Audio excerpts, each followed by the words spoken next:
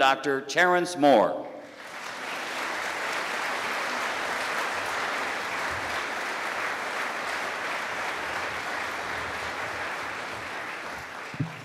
Thank you very much. I'd like to thank Mrs. Ellefson for putting this on, the Americans for Prosperity as well. I'm very honored to be here tonight with all these good panelists, and also I'm honored that you'd have me from out of town to share my tax day with you, to commiserate a little, I reckon. Most of us here tonight have a couple of immediate objectives on our mind. We would all declare it a victory if some fiscally conservative folks should regain Congress in 2010 and then take the White House in 2012.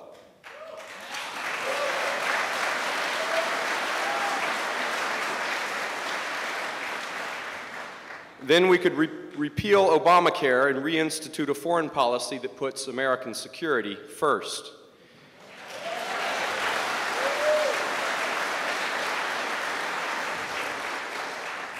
But if the Republican Party, or any party, could pull that off, would it mark a decisive and lasting victory, or just a momentary halt in the long march towards a bigger, more intrusive state? Would that electoral victory stand the test of time against the other party, the party now in control, whose cynical agenda has become share the wealth, share the health, and count the votes? Or would it only restore the nation to the status quo ante 2008 and leave the nation vulnerable to the next demagogue with a message that is perhaps the most dangerous in a democracy, since it is the most delusive thing a government can ever say to a people? We're here to help. While others look immediately ahead to 2010 and 2012, the historian in me wishes to look back to a couple of key moments in Americans' electoral past, so that we can discern the agenda we should set for ourselves. We need not go too far back in time, though it seems a lifetime ago politically, to learn our first lesson. Recall the state of affairs in 2005. We were fresh off the Bush victory. The Republicans controlled the presidency and both houses of Congress for the first time since 1928. Then President Bush told the nation that he had built up political capital and intended to spend it. There was talk of ending the death tax permanently, which comes back next year.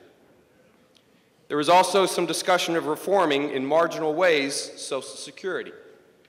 Of course, we all know about Social Security, the world's biggest forced retirement plan that takes 12.4% of your salary every month. Don't think for a moment that your employer contribution is not coming out of your hide. It takes that amount so that after 40 years or so of working, you can gain a return on your investment of negative 0.09%. At any rate, if you were like me in 2005, you thought you had done your civic duty on Election Day the past November. Sure, you read your Wall Street Journal or your Drudge Report. You watched the news at night or listened to Rush or Glenn Beck. You complained about Washington and politicians with like-minded colleagues at work. But you had a job to do, a family to bring up. You expected the elected officials you sent to the nation's capital to do their job responsibly in the same way that you do your job. And we all watched an opportunity that was 76 years in the making slip through our fingers. We forgot the old lessons of the squeaky wheel and of participatory democracy, and the new lessons of the 24-hour news cycle and of opinion poll politics. If our politicians do not have up-to-the-minute reminders of what they are supposed to do in order to secure our unalienable rights of life, liberty, and the pursuit of happiness, they will either forget their campaign rhetoric or no longer think that they have a mandate to make good on it. We must remember, too, that one party at least seems frequently not to take seriously its core principles, and I'm not talking about the Democrats. The only way to prevent another squandered opportunity, the only way to undo not just Obamacare, but the many harmful government intrusions into the so-called private sector, which is more appropriately called the productive sector. And indeed, the way to stop much government meddling in our lives is to reestablish America's core principles. To reestablish those principles and make sure that our representatives in Washington live up to those principles. We have to go a ways back even to understand what that means. 2012 will mark 100 years since the first progressive Democrat was elected to office. That was Woodrow Wilson. The great virtue of the progressive Democrats in those days was that they were honest. They were honest because they were sure history was on their side. Wilson said in 1913 that our society had become too complex for lone individuals to make their way in the world. Government could no longer stand pat with the role of the policeman, according to Wilson. It had to do active good for the people. It especially had to stand up against the corporations that he called a threat to our liberties. Those same corporations that put cars on the road, televisions in our home, and the first planes in the air. Moreover, Wilson said, the U.S. Constitution no longer could govern our political life. It was made in a simpler time for a perfectly ordered Newtonian universe of checks and balances, for a time when people were more worried about controlling governmental power rather than using that power to continue the progress of the race. Constitutions must adapt to their environment, according to Wilson, because we no longer live in the world of Newton, we live in the world of Darwin. Living political constitutions must be Darwinian in structure and in practice. That is a direct quotation from Wilson. In other words, constitutions must change with the times, or even be ignored. Using a metaphor even more revealing, this president, promising a new freedom for Americans, said that the architects and engineers of this new American society, and that's what he called them, engineers of society, could make men to live, quote, as a single community, cooperative, as in a perfected, coordinated beehive.